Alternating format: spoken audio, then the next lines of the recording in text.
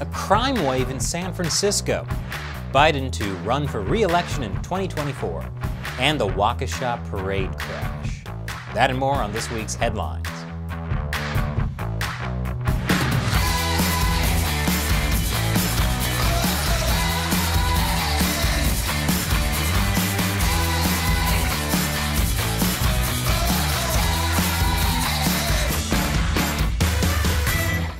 Welcome to America Uncovered. I'm Chris Chappell. Target announced their stores would be closed on Thanksgiving moving forward. Target was closed last Thanksgiving, citing safety concerns over the pandemic. This practice will now remain in place. But this is unfortunate for last-minute shoppers, and especially rough for Target employees, who now have to spend Thanksgiving with their families. Darn it, Target, that was their excuse to get out of the house. And considering how next year's Thanksgiving is going to be right after midterm elections, I bet a bunch of Target employees would rather be ice road trucking than sitting through family Thanksgiving arguments. However, Target will still be open on Black Fridays, stuck with family for Thursday and stuck working on Black Friday. The worst of both worlds.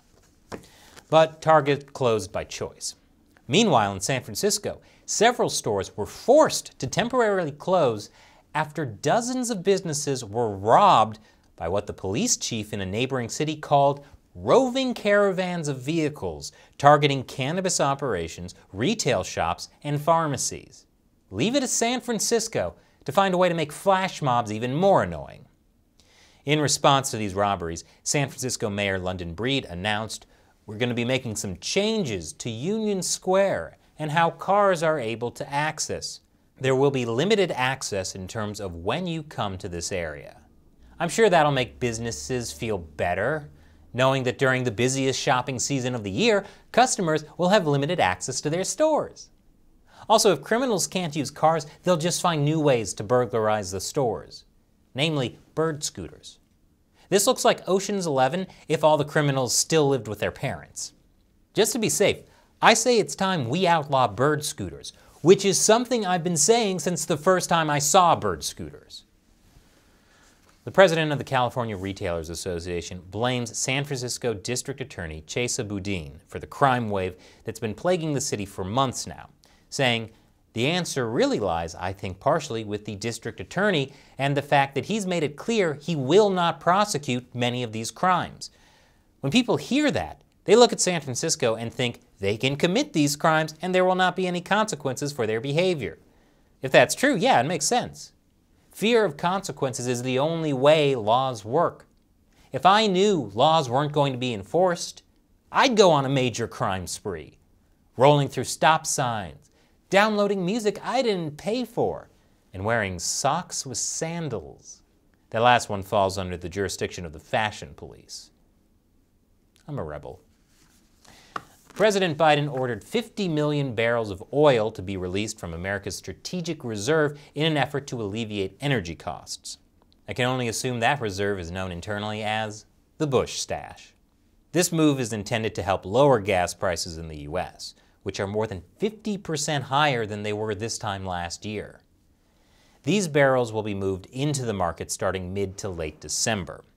But with Americans traveling for the holidays and gas prices usually lagging in response to changes in oil prices, prices at the pump likely won't fall anytime soon, especially since a big portion of that oil is being bought up not by local oil refineries, but by China and India. That's because what's being released is sour crude oil, which has high levels of sulfur. U.S. refineries don't want to buy it because making it usable in the U.S. requires a lot of extra processing. That processing requires lots of natural gas, which is more expensive because natural gas prices are also spiking.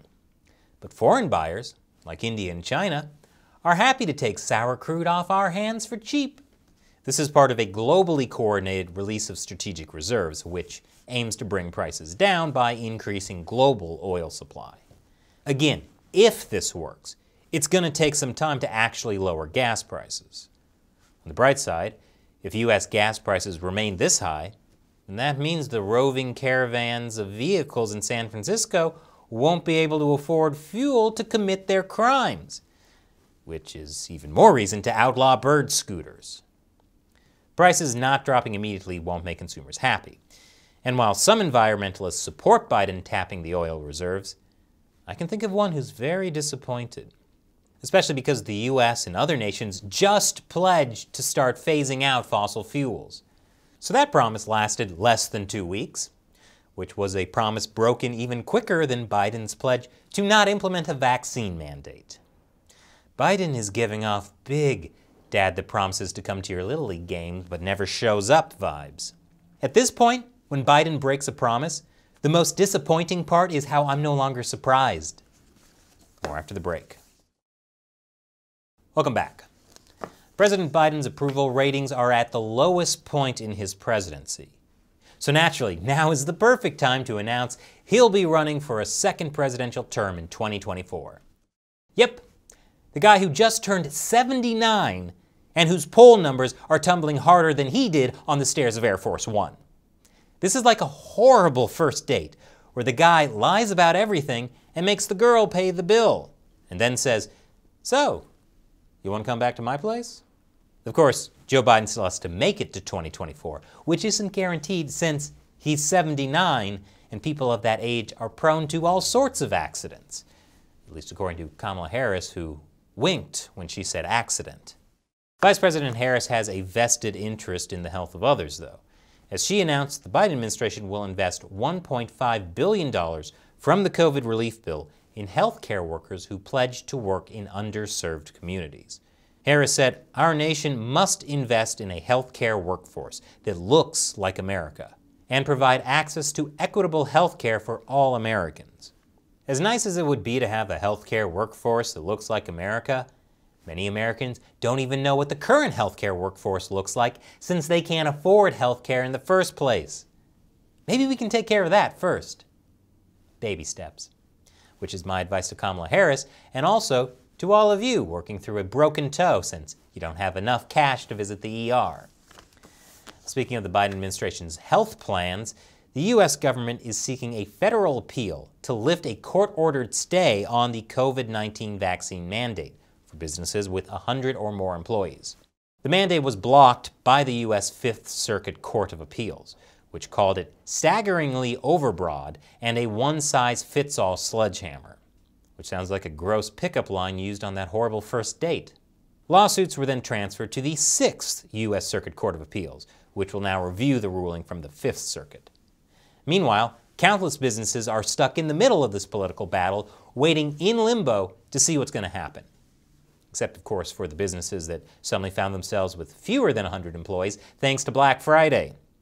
Forget COVID, that's the biggest danger to the health of retail workers. After the break, Thomas Jefferson is canceled in New York City. Welcome back. A statue of Thomas Jefferson, the third U.S. president and author of the Declaration of Independence, has been removed from the New York City Council chamber over his links to slavery. The co-chair of the council's Black, Latino, and Asian caucus said Jefferson embodied some of the most shameful parts of our country's long and nuanced history. It is time for the city to turn the page and move forward.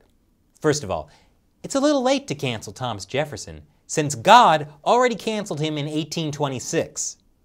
Second of all, if you're upset about Jefferson being a slave owner, wait until you hear about George Washington and like 10 other presidents. Am I saying we shouldn't remove their images and monuments? On the contrary, I say if you get rid of one, you have to get rid of them all. Mainly because I think it'd be awesome to see The Rock on Mount Rushmore. Twice. And when you visit, you can pay for your parking with your Robert Downey Jr. $1 bills. Speaking of bills in New York City, a bill was introduced that, if passed, would allow more than 800,000 non-U.S. citizens to vote in municipal elections.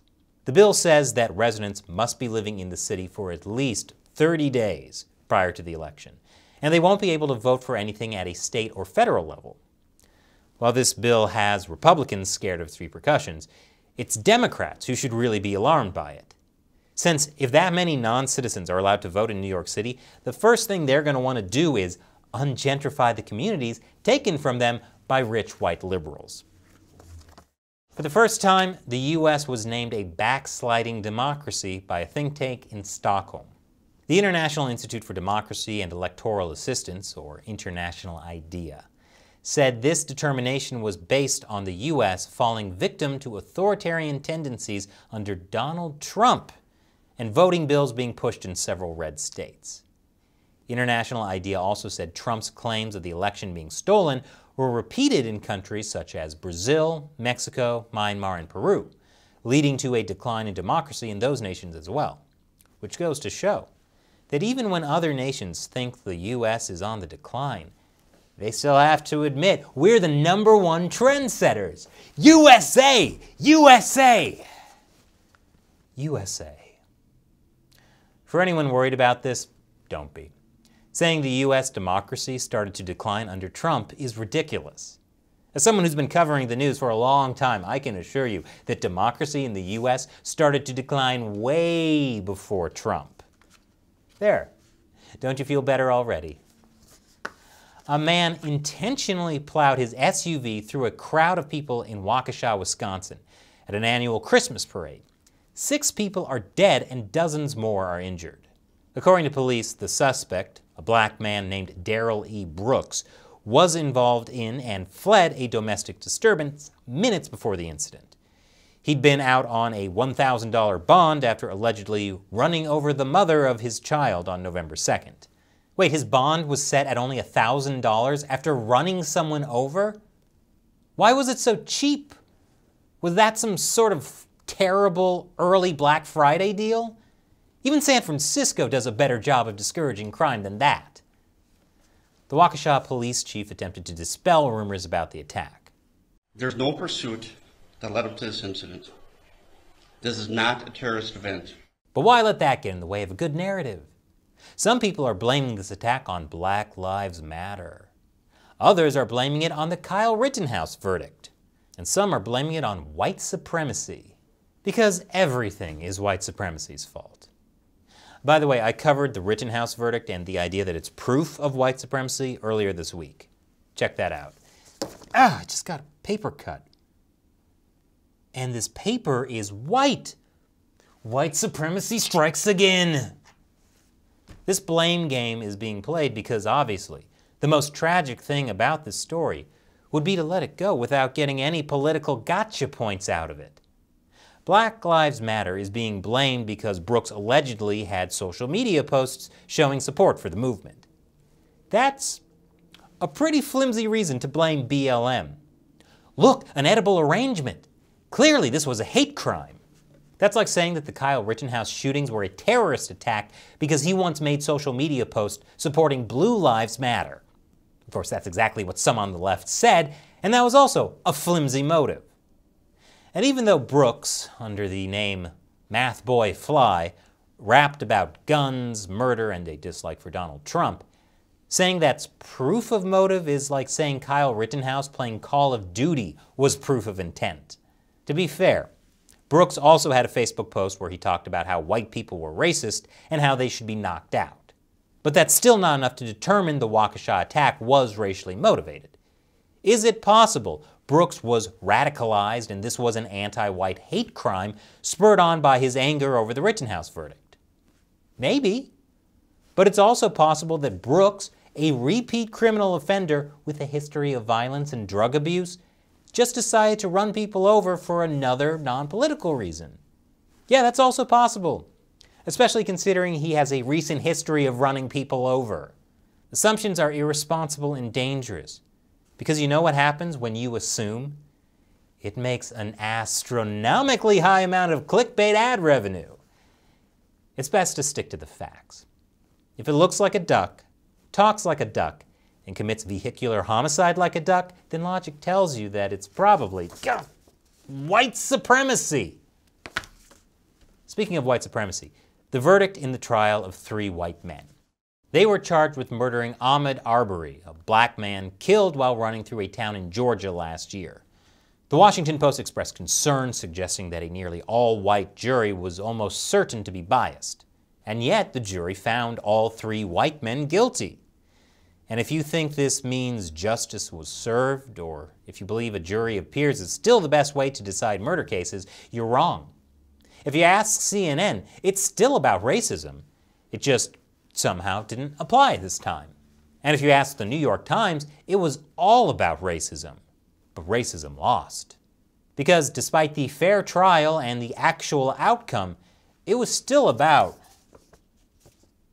white supremacy. So what do you think about the stories we covered this week? Let us know in the comments below.